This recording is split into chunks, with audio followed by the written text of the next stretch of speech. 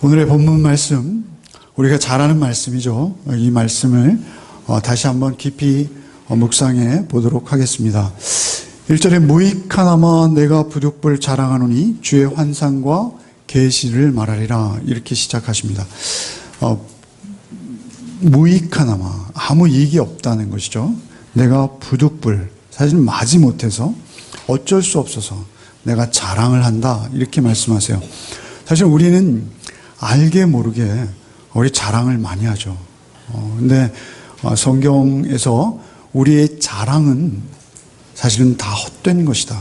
그리고 우리의 자랑을 심지어는 죄다, 이렇게 말씀하십니다. 우리는 겸손하고 자기를 낮추는 듯 하는데도 거기서 자랑이 튀어나오는 게 우리의 모습입니다.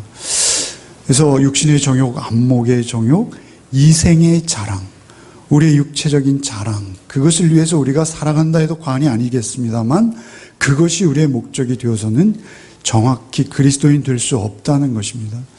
그래서 육신의 정욕, 안목의 정욕, 특별히 이생의 자랑이 있는데 그 이생의 자랑 앞에서 우리는 한없이 낮아져야 되는 게 그리스도인이 맞습니다. 그런데 사도께서는 자랑하신다는 거예요. 왜 이렇게 말씀하실까요? 무익하나마 내가 부득불 자랑한다. 그것은 어떤 피할 수 없는, 나름대로 세상 사람들이 자랑이라고 여기는 그 어떤 것에 대해서 언급하지 않으실 수 없는 그러한 입장에 처했다라는 것을 양해 구하는 것입니다. 11절, 오늘 본문이 있는 바로 뒷절인 11절 말씀 한번 보실까요? 한번 11절 말씀 같이 읽어보겠습니다. 내가 어리석은 자가 되었으나 너희가 억지로 시킨 것이니 나는 너희에게 칭찬을 받아야 마땅하도다. 내가 아무것도 아니나 지극히 크다는 사도들보다 조금도 부족하지 아니하리라. 그러니까 소위 지극히 크다고 하는 사도들이 나타나서 그들에게 천상의 어떤 경험 내지는 신비한 어떤 주장들, 그러한 주장들로 그들을 바울 사도와 이간시키고 또 심지어는 그들을 복음에서 떠나게 할 수 있는 그러한 위험한 상황이 그들 가운데 있다라는 것입니다. 우리는 신비한 것들을 얼마나 좋아하는지요. 그런데 사도께서는 그 신비한 것에 대한 자기 자랑을 하시게 되었어요. 그래서 사실 그것에 대해서 심히 미안해하고 사실은 그것에 대해서 스스로도 못마땅히 여기시지만 그것을 하지 않을 수 없는, 그런데 이것은 너희가 시킨 것이다. 심지어 이렇게 말씀하시고 계신 것입니다. 무익하나마 내가 부득불 자랑하노니 주의 환상과 계시를 말하리라. 주께서 우리에게 주시는 환상이 있어요. 환상은요, 눈으로 보는 걸 말합니다. 눈으로 직접 보는 걸 말하는 거예요. 계시는요, 이것은 덮여지고 가려졌던 것을 들추어낸다, 이런 헬라어의 의미예요. 성경적으로도 우리가 계시라는 말씀은 굉장히 친숙하고 많이 나오는데 그 계시의 정확한 의미는 덮어지고 가려진 것을 드러내다, 이런 의미예요. 아포칼립스라는 유명한 단어죠. 계시록 할 때 그 덮어지고 가려진 것을 드러내서 주께서 나에게 보여주셨다는 것입니다. 그래서 그 주의 환상과 계시를 내가 말하지 않을 수 없게 되었고 그것을 말한다. 그런데 중요한 것은 주의 환상입니다. 퀴리우, 이것은 소유격적 주격, 주격적 소유격이라고 할 수 있습니다. 퀴리우, 퀴리우스, 주죠, 퀴리우스가. 근데 그 퀴리우라고 하는 것은 주의 것이라는 것입니다. 환상을 우리가 조심해야 할 필요가 있습니다. 주의 환상이 아닌 것들이 얼마나 많은지요. 소위 우리가 환상을 보았다라고 말하거나 환청을 들었다 말하거나 또는 이러한 신비한 것들을 주장하는 분들 가운데는 대부분 주의 것이 아닌 경우가 더 많아요. 그것을 저는 많이 듣고 경험했습니다. 그것을 일일이 언급하고는 싶지 않습니다만 주의 환상과 계시가 중요한 거예요. 그 외에 거의 모든 환상과 소위 계시를 보았다고 하는 사람들의 주장들은 그릇된 주장이 거의 100%이기가 쉽습니다. 중요한 것은 퀴리우, 주님의 환상, 주님의 계시가 중요한 것이죠. 그래서 사도께서는 주의 환상과 계시를 말하리라. 내가 그리스도 안에 있는 한 사람을 아노니 그는 14년 전에 셋째 하늘에 이끌려간 자라. 분명히 자신의 이야기이죠. 우리가 잘 알고 있습니다. 자신의 이야기임에도 불구하고 그가 제3자적 그런 명칭을 끌어오고 있습니다. 한 사람을 아노니, 이런 사람을 아노니. 왜 이렇게 자신의 이야기를 자기를 주인공으로 해서 말씀하지 못하실까요? 그것은 학자들이 여러 가지 주장들을 하고 있습니다만 이러한 환상과 계시는 우리가 말로 할 수 없는 거예요.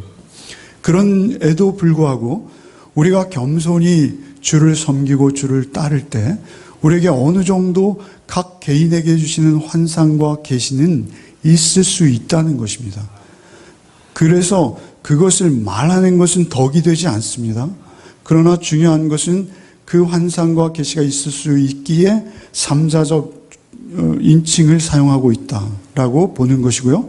또 한 가지는 이것은 주께서 주신 것이라는 거예요. 이것은 자기가 어떤 특별하거나 그런 것이 아니라 주님께서 다 똑같은 그리스도인들일 뿐인데 누구에게는 이것을 주고 누구에게는 저걸 주시는데 중요한 것은 그의 필요에 맞도록 주께서 거저 찾아오신 거예요. 바울사도는 환상과 계시를 통해서 예수를 만나요. 사실은 사도행전 9장에서 보시잖아요. 그것은 그 사도께서 어떤 공로나 특별한 의의가 있어서가 아니라 주의 일방적인 은혜로 아무 이유도 없이 그가 어떤 잘난 구석이라기보다는 베드로를 부르시고 마태를 부르시고 누가를 부르시고 모든 부르심 속에는 주께서 그저 값없이 우리에게 주신 것일 때만 우리가 그 환상과 계시를 볼 수 있고 찾을 수 있거든요. 그것은 오직 주님께서 주신 것이기에 주님만 드러나야 된다 이렇게 말씀하시는 거예요. 그런 의미가 있어서 자신을 겸손히 감추시는 것이다 라고 보는 것이죠. 그런데 내가 이런 사람을 아노니 그가 낙원으로 이끌려가서 말로 표현할 수 없는 말을 들었으니 사람이 가히 이르지 못할 말. 그의 낙원이라는 것 3층천이라고 우리가 알고 있는 셋째 하늘이죠. 끌려가서 말로 표현할 수 없는 말. 그것은 인간의 언어로 표현할 수 없다는 거예요. 여의도 순복음교회인가요? 거기서 출간한 추천한 어떤 천국을 다녀온 책. 제가 정확히 오래전에 읽어서요. 근데 거기에 보면 천국을 다녀오신 분이 주님 앞으로 인도되는데 에스컬레이터를 타고 갔대요. 그런데 우리 집사람은 꿈을 꿨는데 저희 사모는 엘리베이터를 타고 올라갔대요. 어느 게 맞는 걸까요? 거기에는 아무래도 문명의意義가 여러 가지 있겠지만 중요한 것은 우리가 인간의 언어로 하나님의 나라의 이야기들을 꺼내는 것 자체가 우리에게 신비적이고 사실은 이룰 수 없는 내지는 인간의 언어로 표현할 수 없다는 것입니다. 그래서 그것은 이렇게 말하는 것입니다. 그가 낙원으로 이끌려와서 말로 표현할 수 없는 말을 들었으니 사람이 가히 이르지 못할 말이로다. 사람이 이룰 수 없는 거예요. 그것은 사도께서 그 험난한 사역을 감당하실 수 있도록 주께서 그에게 개인적으로 특별히 주신 것이다 라고 칼빈이라는 우리가 잘 아는 종교개혁가는 그렇게 설명하고 있어요. 우리 각자의 분량대로 우리 각자의 삶 속에서 우리에게 필요한 모습들도 감동과 감화를 주세요. 그래서 그 말씀이 하나님의 말씀, 살아있는 말씀일 뿐만 아니라 그 음성으로 우리에게 듣게 하실 때 우리가 들을 수 있고 그 들음으로 인해서 우리는 주의 환상과 계시를 보게 된다라는 것이죠. 그래서 이것은 봉인된 계시 사상이라고 해요. 그래서 이사야서 8장 16절 같은 데는 너는 증거의 말씀을 싸매며 율법을 나의 제자 중에 봉함하라. 봉함하라는 것은 봉한다는 거예요. 봉인한다는 거예요. 오히려 제자들에게 하나님의 율법을 봉인하라는 거예요. 다니엘서 12장 4절 다니엘아 마지막 때까지 이 말을 간수하고 이 글을 봉함하라. 그러니까 때로는 어떤 계시와 환상을 우리에게 주시지만 그 계시와 환상이 주로부터 말미암았을 때 그 주님께서는 그 계시와 환상을 봉함하는 것이 우리에게 덕이 되고, 오히려 우리가 신비적인 이단, 그러한 것들로 우리가 치우치지 않고 우리가 경건한 또 구별된 그리스도인의 모습으로 서갈 수 있도록 하나님께서 일부러 봉인하시는 것들이 있다는 것입니다. 그래서 그러한 개인적인 환상과 계시는 봉인하는 경우가 더 많아요. 그것은 특별히 선택된 소수에게 하나님께서 그 계시를 기록하도록 하신 경우가 있지만, 우리 개인적으로는 그것을 봉함할 필요가 있다는 것입니다. 그런데 그가 이렇게 또 두 번씩이나 강조하는 말씀이 있어요. 그가 몸 안에 있었는지 몸 밖에 있었는지 나는 모르거니와 하나님은 아시느니라. 똑같은 말씀을 3절에 그가 몸 안에 있었는지 몸 밖에 있었는지 나는 모르거니와 하나님은 아시느니라. 이렇게 반복해요. 그 이유는 무엇이냐면요, 그가 이것을 사실은 생시로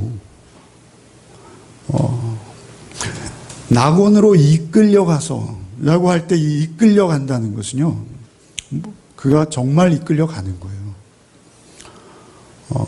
여러분, 우리가 논란이 많고 너무 신비한 것이기 때문에 자주 언급하지 않지만 휴거에 대해서 데살로니가 전서 4장 16절에 주께서 호령과 천사장의 소리와 하나님의 나팔로 친히 하늘로 쫓아 강림하시리니 그리스도 안에서 죽은 자들이 먼저 일어나고 그 후에 우리 살아남은 자도 저희와 함께 구름 속으로 끌어올려 공중에서 주를 영접하게 하시리니, 이런 대목이 있어요. 그러니까 우리가 그냥 산채로 끌어올려져서 주님을 영접하게 하시고 그 영원한 나라에 들어가게 하실 수도 있다는 거예요. 이것은 예수께서도 마찬가지예요. 마태복음 24장 40절에 그때 두 사람이 밭에 있으니 하나는 데려감을 당하고 하나는 버려둠을 당할 것이, 굉장히 두려운 말씀입니다만 중요한 것은 우리가 예수께서 우리의 생전에 오시게 된다면 우리의 육신이 그대로 하나님의 나라에 이르게 된다라고 주께서 말씀하시는 거예요. 누가복음 17장 34절에도 내가 너희에게 이르노니 그 밤에 두 남자가 한 자리에 누워 있음에 하나는 데려감을 당하고 하나는 버려둠을 당할 것이요 두 여자가 함께 매를 갈고 있음에 하나는 데려감을 당하고 하나는 버려둠을 당할 것이라. 요한복음 14장 3절 말씀에도 가서 너희를 위하여 처소를 예비하면 내가 다시 와서 너희를 나 있는 곳으로 데려가겠다, 주께서 말씀하셨어요. 사실 구약에서도 우리가 잘 알고 있듯이 에녹이라든지 엘리야라든지 그러한 분들은 그냥 살아있는 모습 그대로 하나님의 나라로 올림을 받는 경우 있다라는 것입니다. 예수께서도 부활하신 몸으로 500여 증인들이 보실 때 사도행전 1장에 하나님으로부터 들림을 받으셨어요. 근데 중요한 것은 그가 이렇게 말씀하시는 거예요. 그가 몸 안에 있었는지 몸 밖에 있었는지 나는 모르거니와 하나님은 아시느니라. 하나님만 아신다. 너희들 상상에 맡긴다. 그러나 만약 그가 몸으로 이끌린 것이 아니고 영으로 이끌렸다 하더라도 우리 누가복음 15장 같은 곳에 보면 거지와 부자가 나오죠. 거지 나사로와 부자. 그들은 영으로 하나님께 이끌렸지만 다 기억하잖아요. 그러니까 우리가 영으로 하나님께 이끌림 받을 때에도 우리의 영은 이 땅에서 우리가 경험하고 기억하고 또 간직했던 것들을 그대로 간직한 채로 우리가 이끌림을 받는다는 거예요. 그래서 우리에게 다시 왔을 때도 그 기억들은 생생할 수 있다는 것이죠. 근데 중요한 것은 그것이 몸으로 이끌렸는지 몸 밖에 있었는지 내가 몸 안에 있었는지 모르겠다라고 말씀하시는 것은 겸손히 말씀하시는 거예요. 겸손히 말씀하시는 거예요. 많은 학자들 중에는 그가 몸으로 정말 하나님의 나라를 경험했을 것이다 라고 주장하는 분들도 계신 것입니다. 그래서 중요한 것은 말로 표현하지 않으시는 거예요. 그 사람들이 얼마나 호기심으로 가득한지요. 사실 이것을 말로 표현하기 시작하면 한 교회는요, 매주 넘어지는 거예요. 손을 대고 넘어지고 매주 천국 갔다 왔다는 거예요. 도대체 하나님의 말씀에는 아무 관심도 주의도 기울이지 않고 교회에 오는 목적이 천국 갔다 오는 거라는 거예요. 그런 교회들이 우리 주변에 있다는 사실이에요. 그러니까 우리에게 있어서 중요한 것은 그러한 신비한 체험이 중요한 것이 아니에요. 사도께서는 그것을 자랑하고자 하는 것이 아니라는 것입니다. 오히려 그것을 자랑할 수밖에 없는 자신. 그래서 그 자랑을 말씀하실 때 어떻게 말씀하십니까? 그는 14년 전에, 2절에 보면 그는 14년 전에 셋째 하늘에 갔다 왔다. 14년 전 이야기를 하고 있어요. 사실 사도께서는 성경의 거의 반 이상을 편수로 하면 기록하신 분이잖아요. 그러면 하나님의 환상과 계시의 말씀이 늘 있을 거예요. 그래서 사실은 그 계시 따끈따끈한 그들이 원하는 그러한 것들을 그들 앞에 펼쳐 보일 수 있습니다. 그러나 14년 전 아주 까마득한 거예요. 그가 다소에 있었을 때 경험했는지 다메섹에서 경험했는지 학자들이 분분의 의견이. 그러나 어쨌든 그가 어떤 14년 전 하루 그때 환상만을 말하고 있어요. 그리고 자신을 이끈 것은 결코 환상이 아니라는 것입니다. 자신을 이끌어온 자신의 믿음의 중심은 그런 환상이나 꼭 계시가 아니라 주의 살아있는 말씀이라 그런 황홀한 경지에 이르렀던 것을 하나님의 사랑과 은혜를 체험하는 것과 바꿀 수 없다는 거예요. 하나님의 말씀을 통해서 확인되어지는 하나님의 크신 사랑과 은혜와 그런 환상과 계시와 바꿀 수 없다는 거예요. 그리고 그러한 황홀경으로 인해서 너희들에게 내가 사도로 인정받는 것도 싫다는 거예요. 오히려 그에게 있어서 가장 중요한 것은 뭐예요? 그에게 있어서는 연약한 삶이에요. 그를 사도로 임명하시고 그를 부르셔서 능력으로 복음을 전하게 하시는 그 하루하루의 삶은 사실은 고난의 연속이고 약함의 연속이었어요. 그래서 그 황홀한 경지는 14년 전에 있었던 그 한 사건을 끄집어내서 그에게 말하고 있을 뿐이에요. 이 천상의 자랑, 사실은 이것을 우리가 본문으로 너무 많이 들어서 이것이 크게 우리에게 각인되어 있을지 모르지만 사실은 이 천상의 경험과 비교될 수 있는 고린도후서 전체에 흐르고 있는 분위기는 뭐죠? 바울 사도의 고난이에요. 우리가 오늘 12장 본문이 있는 바로 앞에 11장 23절부터 한번 읽어볼까요? 11장 23절부터 한번 읽어보겠습니다. 23절부터 같이 읽겠습니다. 그들이 그리스도의 일꾼이냐 정신없는 말을 하거니와 나는 더욱 그러하도다. 그들이라는 것은 거짓 사도들, 자칭 큰 선지자라고 하는 자들. 계속 읽겠습니다. 나는 더욱 그러하도다. 내가 수고를 넘치도록 하고 옥에 갇히기도 더 많이 하고 매도 수없이 맞고 여러 번 죽을 뻔하였으니 유대인들에게 40에 하나 감한매를 5번 맞았으며 3번 퇴장으로 맞고 1번 돌로 맞고 3번 파손하고 일주야를 깊은 바다에서 지냈으며 여러 번 여행하면서 강의 위험과 강도의 위험과 동족의 위험과 이방인의 위험과 신의 위험과 광야의 위험과 바다의 위험과 거짓 형제 중의 위험을 당하고 또 수고하며 애쓰고 여러 번 자지 못하고 줄이며 목마르고 여러 번 굶고 춥고 헐벗었노라. 이외의 일은 고사하고 아직도 날마다 내 속에 눌리는 일이 있으니 곧 모든 교회를 위하여 염려하는 것이라. 누가 약하면 내가 약하지 아니하며 누가 실족하게 되면 내가 애타지 아니하더냐? 내가 부득불 자랑할진대 내가 약한 것을 자랑하리라. 주 예수의 아버지 영원히 찬송할 하나님이 내가 거짓말 아니하는 것을 아시느니라. 다메섹에서 아레다 왕의 고관이 나를 잡으려고 다메섹 성을 지켰으나 나는 광주리를 타고 들창문으로 성벽을 내려가 그의 손에서 벗어났노라. 내가 장렬하게 숨겨는 못할 망정 치사하게 광주리 안에 숨어서 숨죽이고 남들의 도움을 받아서 겨우겨우 그 성에서 도망했던 비겁자가 나야.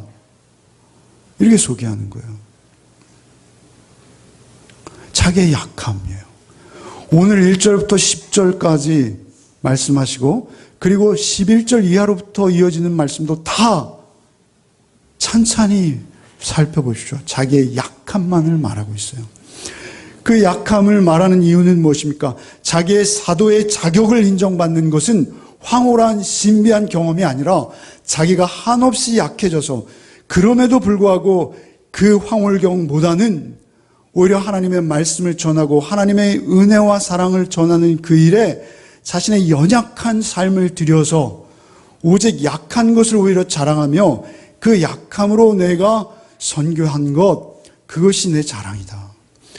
나는 여러분이 과거의 내 모습이 아니라 현재의 내 모습을 바라봐 주기 원한다.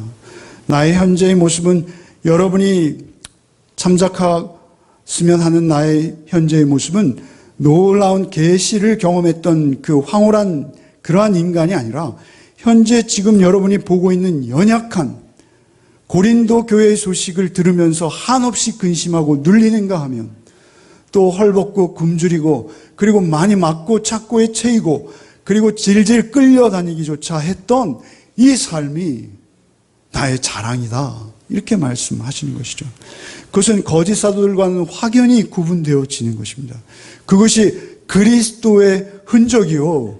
사실은 그것이 그리스도의 복음을 전하는 자로서의 합당한 모습이다라고 사도께서는 주장하시는 것입니다. 6절을 보십시오. 6절에 내가 만일 자랑하고자 하여도 어리석은 자가 되지 아니할 것은 내가 참말을 함이라. 그러나 누가 나를 보는 바와 내게 듣는 바에 지나치게 생각할까 두려워하여 그만두노라. 사실은 그 환상 하나만으로도 다윗은 책 한 권을 쓰고도 남을 것입니다. 그러나 그것은 고만하겠다는 것입니다. 나를 지나치게 생각할까 봐, 나를 과대평가할까 봐, 나를 보통 사람 이상으로 신격화시킬까 봐 나는 그러한 일은 하지 않겠다. 사도행전 14장에도 보면 루스드라에 가서 날 때부터 안진뱅이 된 자를 치유하죠. 그러자 루스드라 사람들이 어떻게 합니까? 그를 스스로 험에 제우스 신이라 하고 그를 앉혀놓고 그 앞에 동물을 잡고 화관을 씌워줍니다. 그러자 사도께서 옷을 찢습니다. 왜 나를 주목하여 보느냐? 이 일을 행하신 분은 내가 아니다. 우리는 조그만 신유의 은사만 하나 나타나도 사람들에게 자랑하고 그 사람들이 구름대처럼 모여드는 현상들을 볼 수 있습니다. 근데 중요한 것은 그것으로 그들의 생명이 구원받는가라는 것입니다. 그 병이 나아서 오히려 더 죄짓는 자리로 가버리는 경우가 얼마나 많습니까? 오히려 우리에게 있어서 하나님의 크신 사랑과 은혜는 성령의 도우심으로 우리 안에 오직 말씀을 통해서 임하시는 것입니다. 그 말씀을 여러분 주목해서 보시고 바울 사도의 생애와 삶을 통해서 우리가 기억할 것은 우리도 그리스도를 쫓는 그리스도의 제자로서의 삶을 어떻게 살아내야 능력 있는 삶이 될 것인가를 결단하셔야 하는 것입니다. 그래서 우리의 힘으로 할 수 없습니다. 그것조차도 주님께서 우리 안에 행하셔야 합니다. 그렇게 할 때 그 속에서 영광이 드러나는 것이고 그것이 참으로 경건하고 건강한, 엉뚱하지 않은, 신비적이지 않은 그러한 신앙으로 우리에게 임할 수 있는 것입니다. 넘치는 수고와 고난, 고린도 성도를 향한 염려, 그 두려움, 그것들이 오히려 사도의 자랑이라는 것입니다.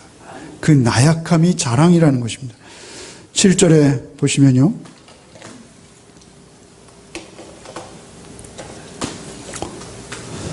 중심이죠. 한번 같이 읽어보겠습니다. 여러 계시를 받은 것이 지극히 크므로 너무 자만하지 않게 하시려고 내 육체의 가시 곧 사단의 사자를 주셨으니 이는 나를 쳐서 너무 자만하지 않게 하려 하심이라. 가시라고 번역된 이 헬라어 스콜롭스, 이 헬라어는요 말뚝, 막대기, 나무 조각 그렇습니다. 사전에 찾아보면 순서가 그렇게 되어 있어요. 말뚝, 막대기, 나무 조각.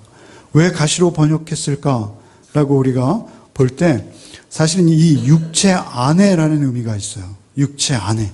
그러니까 육체 안에 있는 것은 가시일 수밖에 없지 않습니까? 그래서 조그만 가시로 번역했다라는 이야기죠. 육체 안에 있다는 것은 바울이 빼고 싶어도 뺄 수 없는 그 나무 조각이 있어도 계속 사도를 힘들게 하는 그 어떤 것이라는 것입니다. 그것이 과연 무엇일까라는 많은 주장들이 있습니다. 회심 이후에도 그 사도에게 여전히 남아있는 죄된 본성이다, 이렇게 해석하는 견해도 있습니다.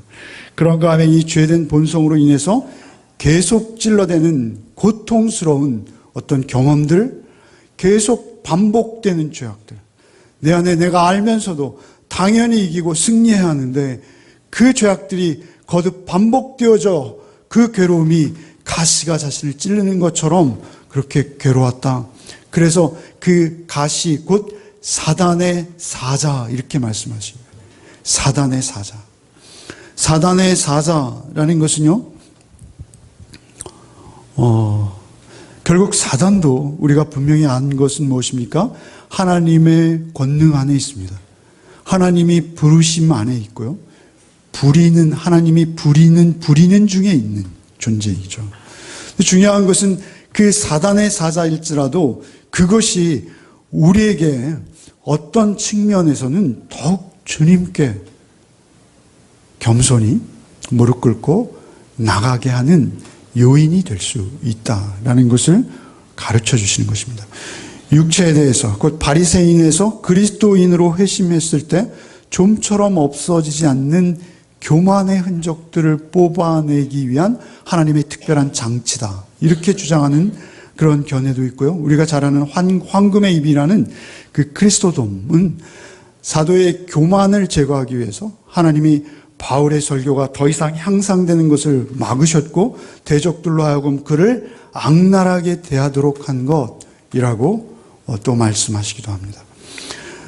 어찌되었던 바울의 본성을 괴롭히는 그의 육체에 깊숙이 박혀있는 어떠한 본성적 한계로 인한 고통이요 괴로움이다 라고 보는 것입니다. 그런가 하면 직접 육체적인 고통이다 라고 주장하는 견해도 더 큽니다. 그것은 그의 안질이었다 또는 그의 간질이었다, 뭐 이런 말도 합니다. 안질이었다라고 말하는 것은 우리가 잘 아는 대로 갈라디아서 4장 13절 이하의 말씀, 너희를 시험하는 것이 내 육체에 있을 때 이것을 너희가 업신여기지 아니하고 또 너희가 할 수만 있다면 너희 눈을 빼어 나에게 주었으리라, 이 말씀을 근거로 해서 이 바울 사도께서 다메섹에서 너무 강렬한 밑을 쥐었기 때문에 계속되는 안질로 인해서다 또는 간질이라고 보기도 해요. 나의 약함이 있는 것을 알면서도 너희가 나를 거부하지 않았다, 이 말씀에서 사단의 사자라는 이 사단의 사자, 예수께서 변화산에서 내려오셨을 때 간질하는 아이를 고쳤어요. 고치시고 뭐라 하십니까? 사단이 떠났다, 이렇게 표현하시거든요. 그래서 사단의 사자라는 것이, 그래서 어떤 설교자는 사실은 바울 사도께서 막 설교하다가 거품을 물고 간질로 쓰러졌는데도 그래도 갈라디아 교인들이 그를 약하게 보지 않았다, 뭐 이런 견해로도 주장하는 그런 견해도 있습니다. 중요한 것은 특정한 어떤 괴로움이 아니라는 거예요. 사도께서는 그 괴로움의 종목을 구체적으로 언급하지 않으셨어요. 심지어는 육체적인 것인지 그것이 내적 영적인 갈등이요 정신적인 것인지조차 말씀하지 않으셨어요. 그것이 오히려 우리에게 더 은혜입니다. 왜 그렇습니까? 우리에게 정말 다양한 가시들이 있어요. 우리에게는 엄청 많은 가시들이 사실은 있어요. 바울 사도에게는 한 가시가 있었으나 우리에게는 더 많은 가시들이 있어요. 자기의 소유의 많고 적음에 대해 만족하지 못하는 가시가 있을 수 있고요. 우리의 학벌이나 학력에 대한 가시가 있을 수 있고요. 나의 명예나 어떤 출신 또는 나의 어떤 성분, 나의 성격에서 오는 약점, 이러한 것들이 우리가 가시가 될 수 있는가 하면 우리의 육체의 장애가 또 우리에게 가시가 될 수 있어요. 그것은 너무나 광범위해요. 그러나 중요한 것은 어떤 가시가 되었던 그 가시로 인해서 사도께서는 이렇게 말씀하시는 것입니다. 여러 계시를 받은 것이 지극히 크므로 너무 자만하지 않게 하시려고 내 육체에 가시 곧 사단의 사자를 주셨으니 이는 나를 쳐서 너무 자만하지 않게 하려 하심이라. 중요한 것은 그것으로 말미암아 하나님 앞에 내가 자만해지지 않았다는 거예요. 그것이 나를 계속 쳤다는 거예요. 나를 쳐서 내가 너무 자만하지 않게. 여기서 쳤다라는 것은요, 헬라어 의미가요, 이미지가 강타했다는 거예요. 그래서 예수님께서 고난당하실 때 예수의 얼굴에 침을 뱉고 주먹으로 치고 혹은 손바닥으로 때리며, 이 치다, 때리다, 이렇게 번역되는 단어입니다. 그래서 그 가시가 자신을 쿡쿡 찔러대는 거예요. 그 가시가, 그 찔러대는 고통은 주먹으로 강타하는 것보다 훨씬 더 큰 고통일 것이죠. 그런데 그것이 주먹으로 친다, 나를 쳐서라는 것이 현재형이에요.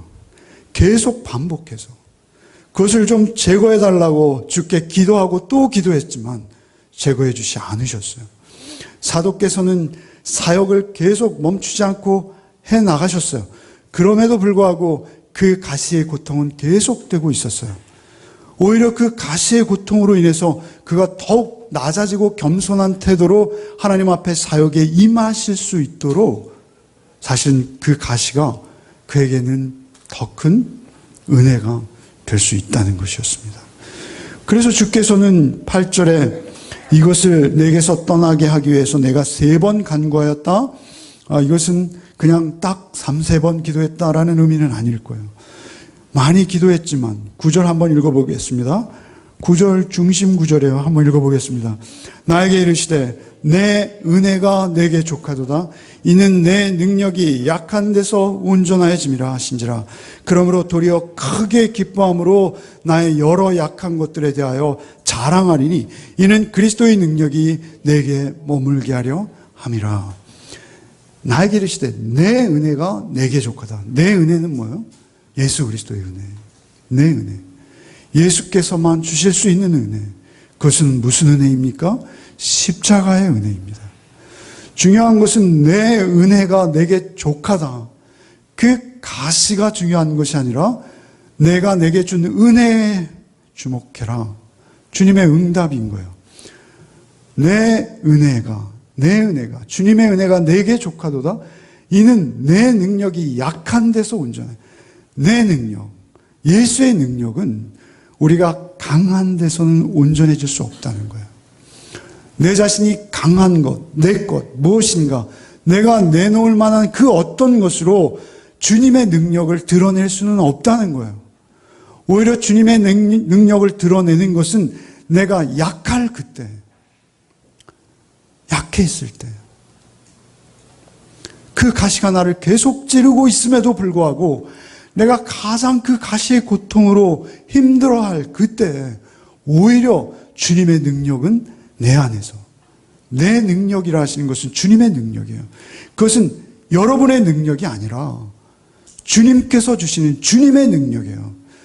그래서 여러분의 능력으로 무언가를 해낸 것이 아니라 여러분 안에 계신 주님으로 인해서 여러분이 해낸 그 어떤 것, 여러분이 할 수 없는 것, 그것이 드러나게 하시겠다. 이렇게 말씀하시는 거예요. 내 은혜가 내게 족하도다. 이는 내 능력이 약한 데서 온전하여진다. 여러분, 이것은 우리가 이룰 수 없는 경우예요. 텔레이타이라는, 다 이루었다. 주님이 테텔레스타이라고 말씀하시잖아요. 온전하다는 거예요. 텔레이타이라는 이 말씀은 현재 수동태예요. 그래서 우리가 계속 온전한 거예요. 그런데 내가 스스로 온전한 것이 아니라 어떤 힘에 의해서 내가 온전해지는 거예요. 그래서 계속 온전해져. 마태복음 5장 48절에 그러므로 하늘에 계신 너의 아버지의 온전함 같이 너희도 온전하라 이렇게 말씀하세요. 여러분이 어떻게 온전할 수 있어요? 우리가 온전할 수 있습니까? 없다는 것입니다. 우리가 하나님처럼 온전할 수 없다는 거예요. 그런데 주님께서 우리에게 온전하라 이렇게 말씀하세요. 하늘에 계신 하나님이 온전하신 것처럼 너희도 온전하라 이렇게 말씀하세요. 이룰 수 없는 거예요. 그러나 오직 그것을 이룰 수 있는 방법도 또한 우리에게 주시는 거예요. 그것은 우리가 이룰 수 없는 것을 우리에게 강요하지 못하시잖아요. 중요한 것은 우리가 이룰 수 있는 방법이 있다는 거예요. 그것은 오직 하나님의 능력만을 의지하고 하나님의 능력만을 바라보는 거예요. 나는 계속 가시 찔리고 있음에도 불구하고 하나님의 능력만을 바라보는 거예요. 믿음이에요. 여러분, 모세를 보십시오.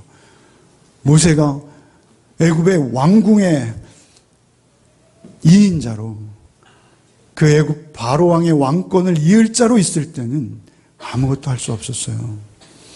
그러나 오히려 그가 40년 동안이나 광야에서 자기 소유의 양은 한 마리도 없이 오히려 장인들의 양을 치고 있을 때 40년이 지나 이제 80이 되어서 모세가 나중에 시편에서 노래했듯이 사람의 인생이 강건하면 70이요 80일지라도 하는 바로 그 80, 이제 인생이 다 끝나버린 그 시점, 그 40년 동안 빈손으로 광야에 있던 모세에게 하나님은 임하셔서 온전한 지도자로 세우시는 거예요.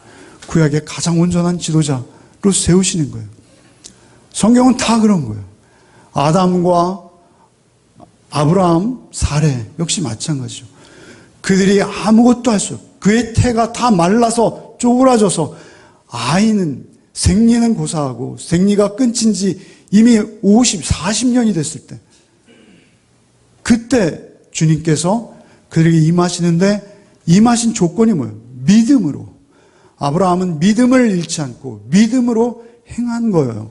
그때 주님께서 그에게 임하시는 거예요. 32,000명의 병사를 모아놓고 기드온이 싸우려고 할 때 하나님께서는 다 보내고 300명만 남기시는 거예요. 그들이 어떤 특별한 임무를 띠는 UDT와 같은 특수부대라서 하나님이 300명을 남긴 것이 아니라 하나님의 능력으로 하시겠다는 거예요. 성경의 모든 사실들은 다 마찬가지입니다. 요셉도 그렇고요. 하나하나 그들의 힘으로 이룬 것은 없다는 것입니다. 오히려 죽은 것 같이 되었을 때, 그때 그리스도의 능력이 나에게 찾아오시고 머물게 된다. 그리스도의 능력이 내게 머물게 됐다라고 할 때 이 머문다,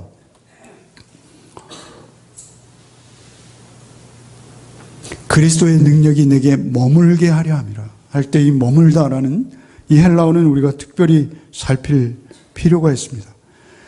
이 헬라어는요, 장막을 친다 이런 의미입니다. 장막을 친다. 출애굽기 40장 34절에 보면 그 후에 구름이 회막에 덮이고 여호와의 영광이 성막에 충만하매라고 할 때 그 회막을 친다 이런 의미인 거예요. 여호와의 영광이 성막 안에 있었던 것처럼 그렇게 나는 낡고 후질근한 장막을 입고 있으나 하나님의 영광이 나에게 머물고 임했다. 하나님의 임재와 동행으로 이스라엘이 보존되었던 것처럼 바울 자신이 그리스도의 능력으로 보존되기 위해서 자신의 약함이 기묘했다 이렇게 말씀하십니다. 자신의 약함으로 인해서 주의 영광이 예수를 덮은 것처럼, 우리가 마태복음 17장, 마가복음 9장, 누가복음 9장에 나오는 변화산 사건이 있습니다. 그 변화산 사건에 보면 그때의 상황을 이렇게 말해요. 말할 쯤에 구름이 와서 저희를 덮는지라 구름 속으로 들어갈 때 저희가 무서워하더니 예수께서는 초라한 육신을 입고 오셨어요. 그러나 하나님께서 예수께 임하시는 거예요. 그래서 예수를 예수되게 하고 예수를 일하게 하시는 거예요. 하나님의 방법은요, 세상 것이 아니라는 것입니다. 여러분, 장막을 친다, 머물다, 말씀이 육신이 되어 우리 가운데 거하심에 똑같은 헬라어입니다. 그 거한다, 장막을 친다라는 말씀은요, 사실은 이스라엘 입장에서 좀 생각해 볼 필요가 있어요. 이스라엘은요, 여러분도 잘 아시다시피 세계의 가장 위대한 건축물 다 어디에 있습니까? 애굽에 있습니다. 피라미드. 그 엄청난 애굽의 건축물들을 자기의 손으로 건축한 사람들이 이스라엘이에요. 이스라엘은 애굽의 노예로 엄청난 건축물들을 세웠어요. 그러나 그 안에는 인간의 영광과 인간의 힘과 세상의 능력만 있었지 사실은 하나님의 영광은 거기에 있지 않았어요. 그들이 오히려 광야에 나와서 그들이 계달의 가죽으로 그들이 정말 빛바랜 그 천막을 세웠을 때 오히려 그 천막에 하나님의 영광은 임했다라는 것입니다. 우리에게 임하는 하나님의 영광은 여러분의 노력으로 임하는 것이 아니란 말입니다. 그래서 우리는 오직 주님께 더 가까이 나가고 주님만을 사모하고 주님을 묵상하고 주의 말씀을 따라 순종하며 그 말씀을 따라 살아가야 될 이유가 무엇입니까? 그것은 천막처럼 초라하게 그렇게 우리가 훌줄근하게 있을 때 오히려 하나님의 영광이 더욱 크고 놀랍게 임할 수 있다는 사실입니다. 10절의 마지막 결론이죠. 함께 읽겠습니다. 그러므로 내가 그리스도를 위하여 약한 것들과 능욕과 궁핍과 박해와 곤고를 기뻐하노니 이는 내가 약한 그때에 강함이라. 오히려 그 약한 것들, 능욕과 궁핍, 가난한 것, 그걸 기뻐한다는 거예요. 참 어렵습니다. 어려워요. 그러나 주께서는 그를 통해서 우리에게 임하시겠다. 그리고 주님의 성품과 인격을 드러내시겠다. 약함을 기뻐하는 이상한 논리예요. 요즘 사실은 정치 권력에 대해서 이런저런 이야기가 많이 있습니다만, 차기 대권주자, 어쩌고 이런 이야기들이 많이 있습니다만, 사실은 정치 권력보다 더 강한 것이요, 자본 권력이에요. 여러분, 없어서 달아나는 서름, 내지는 여러분, 돈으로 여러분을 유혹한다면요, 여러분 작은 액수에는 끄떡하지 않을 수 있겠으나 큰 액수에는 여러분 안 팔릴 자가 없다는 거예요. 하나님의 가장 강력한 적이 사실은 궁핍이에요. 그래서 궁핍 가운데서도 그 사도의 일을 중지하지 않고 하나님 앞에 계속 수행해 나갈 수 있던 것이 사도의 능력입니다. 어렵습니다. 여러분, 우리 그리스도인들이 사실 세상이 다 강하다는 그것을 쫓아가는 것이 아니라 우리가 오히려 그것을 비워낼 때 오는 능력의 신비함을 맛보기 원하시는 거예요. 그럼에도 불구하고 우리는 끊임없이 불안해하고 염려하고 있어요. 눌리고 있어요. 가시처럼 우리를 찌르고 있습니다. 그럼에도 불구하고 우리는 하나님만 의지해야 될 줄 압니다. 그렇게 할 때 하나님께서 하늘의 것으로 우리를 채우십니다. 고린도후서 1장에서 보면 살 소망도 끊어지고 사형 선고를 받은 듯 했어요. 그때 하나님의 위로가 임하는 거예요. 고린도후서 4장에 보면 나는 질그릇과 같다는 거예요. 질그릇과 같은 그에게 하나님을 아는 영광의 빛이 임하셨다는 거예요. 그래서 자신이 그 보배를 질그릇 안에 담고 보니까 그 보배로움이 너무나 벅차고 놀라워서 그 보배로운 예수 그리스도를 전하는 일에 자신의 생애를 드리지 않을 수 없었다. 이렇게 고백하는 것입니다. 사실 우리에게 있어서 그리스도인이 된다는 것은 바울 사도의 전형을 따라가는 것이라 해도 과언이 아닐 것입니다. 여러분, 우리가 추구할 것이 무엇인지는 분명히 알아야 됩니다. 7절에 보면 자만이 등장하죠. 자만하지 않게 하시려고 가시를 주셨다. 예전 성경엔 자고하지 않게 하려고 가시를 주셨다. 헬라어 성경, 헬라어를 찾아보면요, 성경에 나온 단어 있지 않습니까? 성경에 나온 헬라어를 찾아보는 특별한 사전이 있어요. 그 헬라어 사전에 찾아보면 이 자고 혹은 자만이라고 번역된 단어는 의기양양 이렇게 표현되어 있어요. 그런가 하면 고대 그리스의 글들을 읽는 또 다른 사전이 있어요. 그 고대 그리스의 기록들을 읽는 또 다른 헬라어 사전에는 이것은 마치 공중에 둥둥 떠다니는 듯한 어떤 그러한 높아진 느낌, 이렇게 설명하고 있어요. 중요한 것은요, 우리가 예수 믿는다는 것은요, 공중에 둥둥 떠다니고 의기양양해가지고 내 모든 기도에 응답하신다, 이게 아니에요. 오히려 우리를 낮출 수 있습니다. 우리를 공중에 붕붕 떠다니는 그 자리에서 하나님의 은혜를 정말 받은 자라면 그를 끌어내려서 땅바닥에 놓고 굵은 말뚝으로 내 손과 다리를 박아버릴 수 있는 거예요. 오히려 가장 낮은 곳, 둥둥 떠다니는 정말 발에는 흙도 안 묻힐 것 같은 그러한 모습으로 여러분 살라는 것이 아니에요. 오히려 그리스도인이 된다는 것은 그 땅에 내동댕이 쳐진 모습으로 가시에 박히고 말뚝에 박혀서 그 찌르는 고통을 참아내면서도 주님을 부인하지 않고 그 곤고함, 정말 삭신이 녹아내리는 듯한 피곤함 속에서도 하나님의 말씀을 증거하고 그 말씀의 증인으로 서기 위해서 몸부림하는 것을 멈추지 않는 그 상태, 그게 오히려 예수의 영광을 드러내고 하나님의 영광을 증명하는 길일 수 있다라는 것입니다. 그것이 바울의 신앙이고 사실은 성경 전체에 흐르고 있는 신학인 거예요. 여러분, 바울 사도가 주장하는 이 하나님의 능력을 육신의 능력이랑 착각하지 맙시다. 육신의 능력은 육신의 능력일 뿐이에요.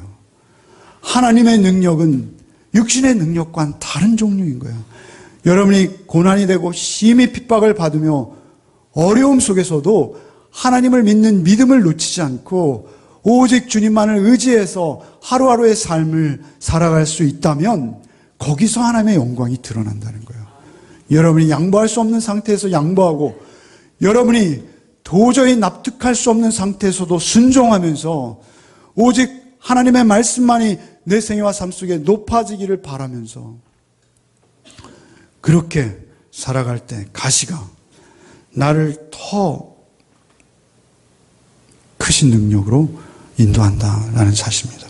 우리가 육체적인 능력을 우리가 성경의 응답이라고 착각해서는 안 됩니다. 오히려 자기중심적인 해석이 될 수 있습니다.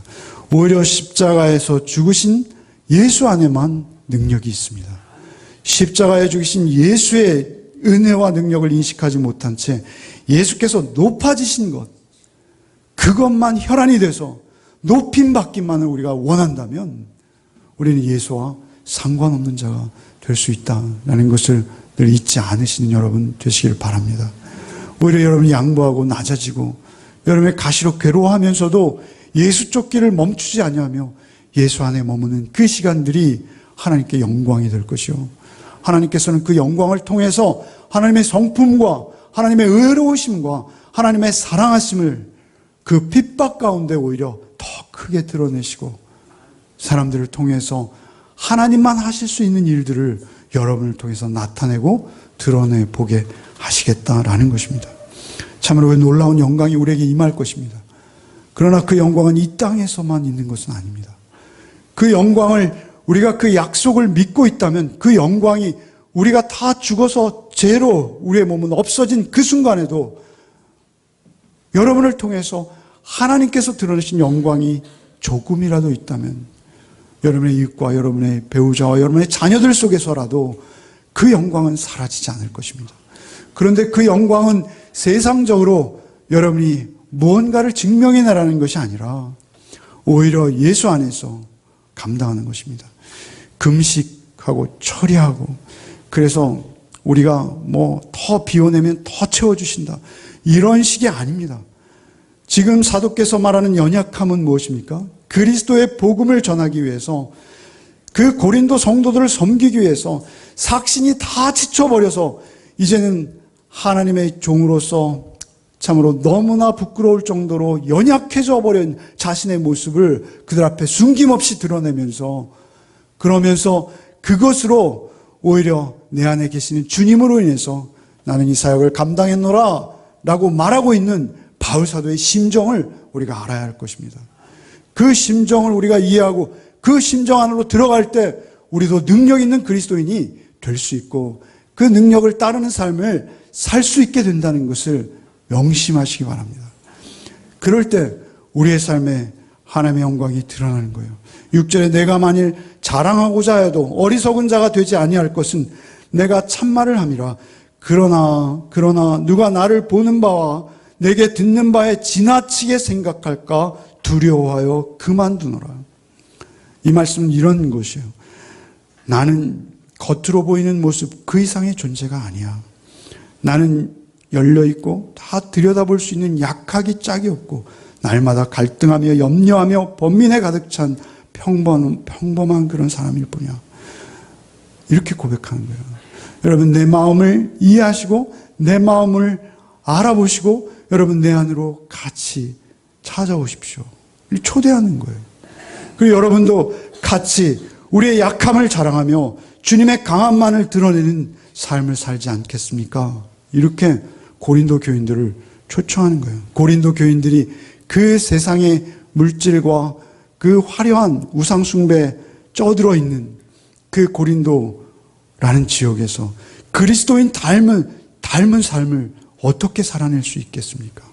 그들은 오히려 그 가시에 아파하면서도 질그릇 같은 자신에게 임하신 예수를 늘 의지하지 않으면 그들은 살아낼 수 없는 거예요.